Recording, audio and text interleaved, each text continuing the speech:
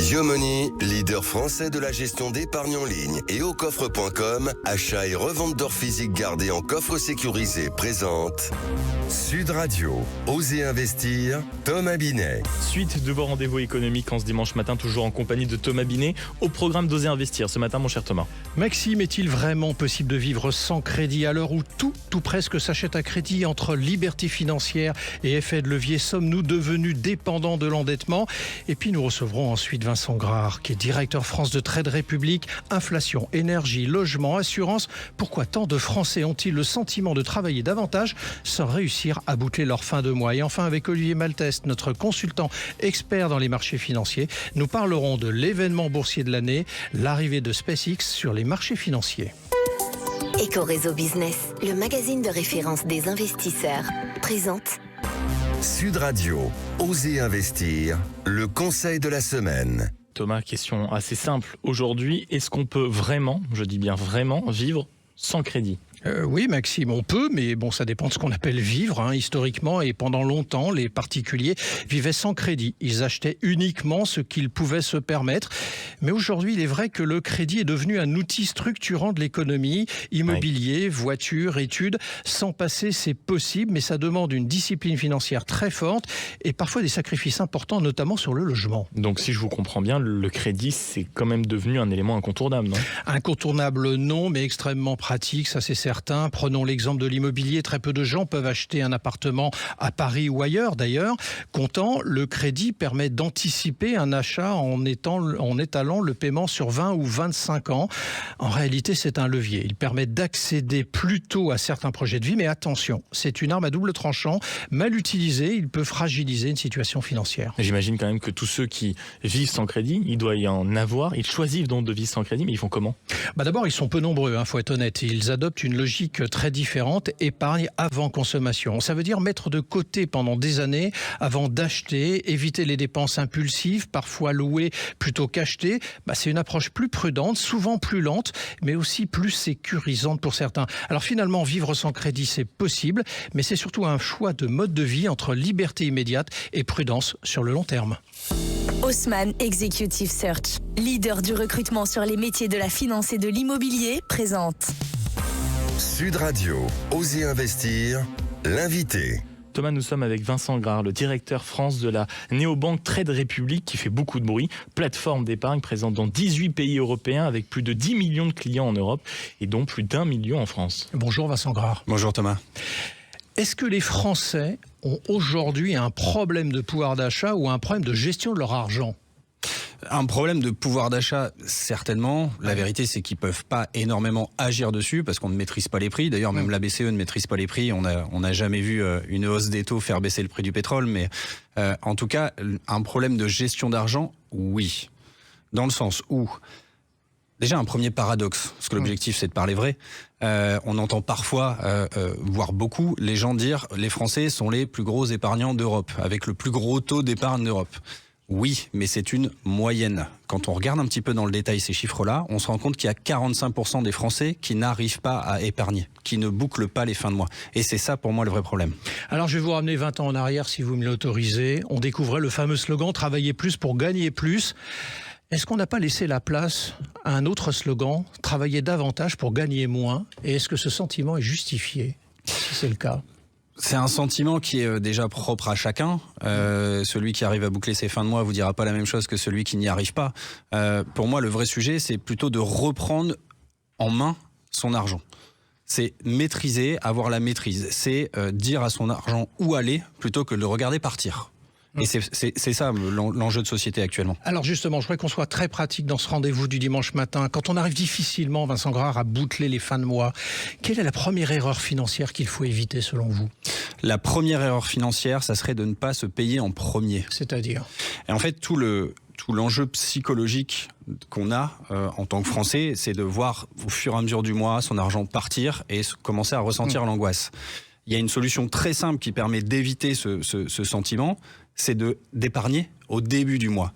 Et l'étape encore après, ça serait de dire j'automatise tout ce sujet, comme ça je n'ai plus à le gérer.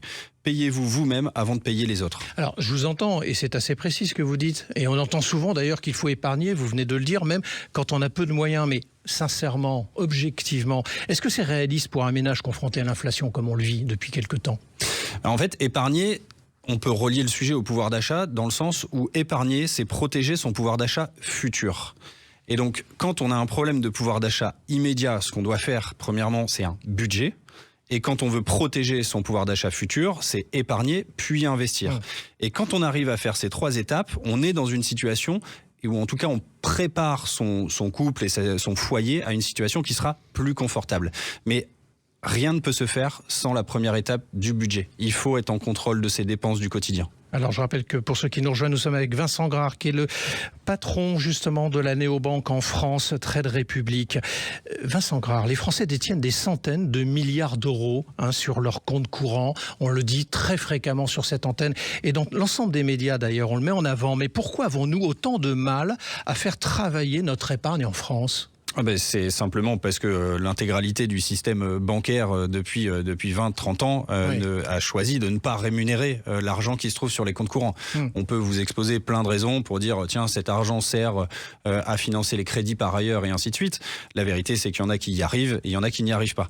Donc vous pouvez maintenant avoir des comptes courants, comme celui de Trade Republic, mais comme d'autres également, qui proposent, à certaines conditions ou sans conditions, de rémunérer l'argent du quotidien. Et ça, c'est un vrai bonus pour le pouvoir d'achat immédiat. Parce que généralement, ces intérêts-là sont versés plutôt sur des périodes mensuelles, quand les livrets bancaires, de façon habituelle, sont plutôt sur des périodes annuelles. Alors, quelle somme on devrait mettre tous les mois de côté pour essayer de commencer à épargner, prendre l'habitude aussi, je pense aux jeunes générations, rentrer dans une logique de pédagogie financière pour préserver son pouvoir d'achat sur le long terme? Alors il y a une règle qui est forcément qui doit s'adapter un peu à tout le monde, mais la règle générale, c'est de dire on fait un budget sur une façon 50-30-20. 50% qui est réservé pour les dépenses contraintes, son loyer, son crédit, ses factures d'électricité et ainsi de suite. 30% sur l'effort de vie, donc c'est vos restaurants, vous achetez des vêtements et ainsi de suite, voilà l'argent du quotidien. Et 20% pour préparer les projets futurs, donc les 20% mis de côté. La réalité, si on veut appliquer ce que je vous ai dit tout à l'heure, ça serait plutôt un 20-50-30 ou un 50-20-30. À savoir, on met la partie épargne long terme avant la partie dépenses du quotidien. C'est forcément une règle qui est difficile à appliquer quand on a des petits salaires, quand on est dans un foyer à moindre revenu. Même avec 5%, on peut commencer à changer les choses. C'est-à-dire que 5% d'un salaire à 1 500 euros net, ça représente 75 euros par mois. Si on arrive à mettre de côté 75 euros par mois, au bout de 20 ans, on se retrouve avec 20-30 000 euros. Alors restons justement avec ces 75 euros. Vous les mettez où pour avoir 20 ou 30 000 euros plusieurs années plus tard? Il y a 2 choses à faire. Premièrement, se créer une épargne de précaution. C'est celle qui va vous enlever de l'esprit toutes les émotions négatives, la peur d'avoir un accident, la peur que quelque chose tombe en panne. Ça, on l'enlève en se créant une épargne de précaution. Ça, généralement, on le fait soit sur un livret, soit sur un compte courant rémunéré. Le livret A est très bien pour ça, par exemple. L'épargne est accessible et sans risque. Une fois qu'on a fait ça, il faut commencer à investir pour faire travailler l'argent à un intérêt qui est meilleur et, dans l'idéal, mais c'est pas très compliqué à atteindre, supérieur à l'inflation. Oui. Parce que si on dépasse pas l'inflation, ça veut dire qu'on ne s'enrichit pas. Donc, il y a plusieurs solutions ensuite et ça dépendra évidemment du cas de chacun. Du cas de chacun. Ouais. La règle principale là-dedans, c'est de faire attention, 1, au risque et 2, aux frais.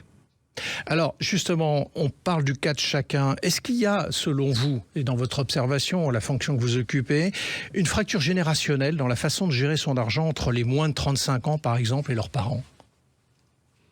Sur l'argent du quotidien, oui. Sur l'argent des projets, donc l'argent long terme, non.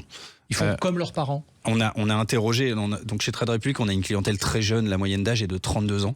On a interrogé nos clients sur leur motivation sur l'investissement. Et la vérité, c'est que la catégorie la plus jeune, donc les 18-25 ans, la première raison, c'était la retraite. Donc on peut relier ça aussi avec une certaine défiance dans le système actuel, le fait qu'ils n'ont plus confiance dans l'État de pouvoir assurer leur retraite quand ils seront vieux. Mais en tout cas, paradoxalement, les jeunes épargnent pour le long terme. Et donc c'est pas une fracture, c'est pour le coup, ils le font comme leurs aînés ont pu le faire par ailleurs. Peut-être même mieux que leurs aînés, puisqu'il y a une prise de conscience peut-être encore plus tôt que leurs parents de cette problématique de retraite. En tout cas, ils font plus travailler l'argent. Oui. C'est-à-dire qu'ils l'investissent sur des supports, ça peut être des actions, des ETF, mais assez peu sur des produits peu risqués et peu rémunérateurs. Alors justement, cette façon de gérer son argent, on est passé de 35% à 44% des Français qui gèrent eux-mêmes leur argent. Est-ce une bonne nouvelle ? J'entends par là, les Français ont-ils des connaissances nécessaires pour y faire face seuls ? Ouais, moi, je pense surtout que ça faisait très longtemps qu'on prenait les Français pour des idiots, oui. Avec une posture du banquier sachant qui vous explique que la finance c'est compliqué et qu'il faut leur faire confiance. Là, maintenant, avec l'accès à l'information, avec Internet, avec YouTube, avec les créateurs de contenu, avec l'intelligence artificielle, qui est d'ailleurs la première source d'information maintenant pour une certaine partie de la population, les gens se forment, ils comprennent que les concepts financiers ne sont pas compliqués, qu'il s'agit de mathématiques de base qu'on applique à de l'argent réel. Et donc, moi, je pense sincèrement que c'est une très bonne nouvelle. Ça permet aussi d'enlever quelques échelons dans la gestion, donc avoir des intermédiaires en moins, d'économiser sur les frais et in fine d'avoir une performance meilleure. Merci à vous Vincent Grard. Et merci beaucoup d'être passé du côté d'Oser Investir en rappelant que vous êtes le directeur France de la Néobanque Trade Republic. Blockshare, le cercle immobilier des investisseurs avisés, présente Sud Radio, Oser Investir, le coin de l'expert. Thomas, pour clore ce rendez-vous économique, nous sommes avec Olivier Malteste, expert des marchés financiers et professeur de finance à Paris-Dauphine. Et vous allez avec lui nous expliquer ce que l'entrée de SpaceX d'Elon Musk a fait tant de bruit en bourse change concrètement pour les épargnants qui investissent en ETF. Absolument Maxime. Alors juste avant, Olivier, si vous le permettez, on va pour la clarté du propos que vous allez nous tenir, nous rappeler ce qu'est un ETF, Olivier. Mais bien sûr Thomas, alors un ETF pour Exchange Traded Fund, c'est un fonds d'investissement coté en bourse qui va vous permettre d'investir en une seule opération dans un panier d'une dizaine, voire même d'un millier d'actions ou d'obligations. Et merci pour cette précision Olivier. Alors on va parler justement de SpaceX qui vient de faire son entrée en bourse et c'est la plus grande introduction en bourse de l'histoire quand même et on entend que les clients de fonds indiciels, d'ETF vont être forcés de posséder des actions SpaceX. Olivier, c'est quoi cette histoire ? C'est au cœur du débat du moment dans la gestion indicielle. Les ETF donc, qui répliquent un indice n'ont pas de choix. Quand une action va rentrer dans l'indice, ils doivent l'acheter. Et le Nasdaq a changé ses règles récemment et mis en place une règle dite de fast entry, donc entendez par là une entrée accélérée, qui permet à une méga capitalisation d'intégrer l'indice en seulement 15 jours de cotation contre 3 mois auparavant. Résultat, les porteurs d'ETF Nasdaq vont rapidement détenir du SpaceX, qu'ils le veuillent ou non. Mais alors, est-ce que tous les grands indices fonctionnent de façon identique ? Non, et c'est tout l'intérêt justement de la gestion indicielle. Donc, par exemple, le Nasdaq, on en a parlé, va intégrer SpaceX rapidement, mais son poids va être limité dans la mesure liée à ce qu'on appelle le flottant, c'est-à-dire la part du capital qui est réellement introduite en bourse. Et il est relativement faible pour SpaceX.